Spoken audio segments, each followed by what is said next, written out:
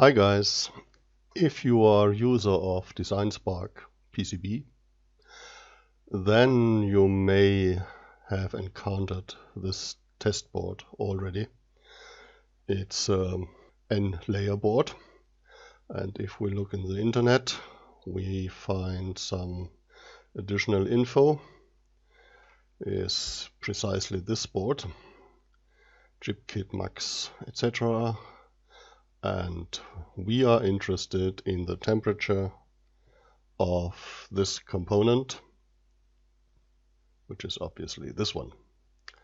You can extract Gerber files, etc. from this tool and import that into the simulator TRM. But let's first have a look at this one. Okay, here we have some more information. 8, what is number 8? PC32 microcontroller, the main processor of the board. Okay, we ignore the heat coming from the rest of this SU and ignoring the heat created in the traces. Then let me open the TRM software. Everything is prepared. We see the top face and the bottom face. We see the components in transparent mode. This is our processor of interest, IC2. We can strip the prepregs and the top. Here we see the layer 2. Let's strip the components.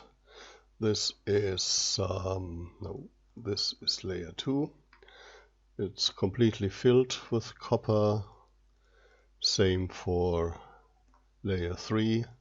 The bottom layer has just a few traces. The red cylinders are through-hole plated ones, and so on. What are the boundary conditions? Boundary condition is 20° ambient temperature, free convection in a lab situation, and 1 watt on component IC2.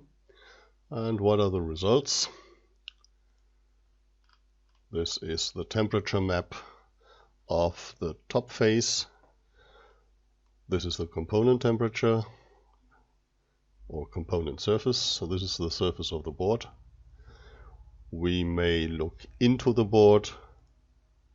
This is a section inside or through the top plane. The dashed contours indicate that there is a component, but not in this plotting plane. Then we have the layer 2, layer 3, and this oval shape of the isotherm indicates that we have good heat spreading because of the almost uniform thermal conductivity in those planes.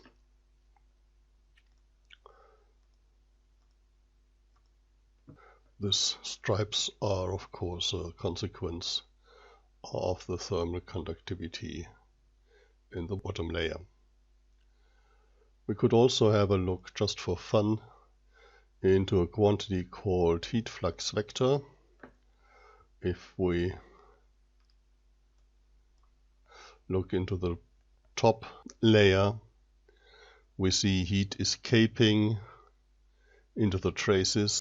There's a heat flow, of course, also in the prepreg part or non-copper part, which plays an important role because it's a big area, but the heat flux per square millimeter is low. This is nicer. We have in layer 2, because of the complete copper flooding, an almost radial escape of heat from the footprint underneath the component, and we see a very low or almost zero heat flux in the center of this square, and this is because the temperature of this point and the temperature in the source on SMD top is almost zero, and zero temperature difference is of course zero heat flux. That's a common observation, that heat is escaping from a source predominantly from the boundary. Now we know where these red bars come from. This is heat flux from the component into the pads. Thanks for watching and goodbye.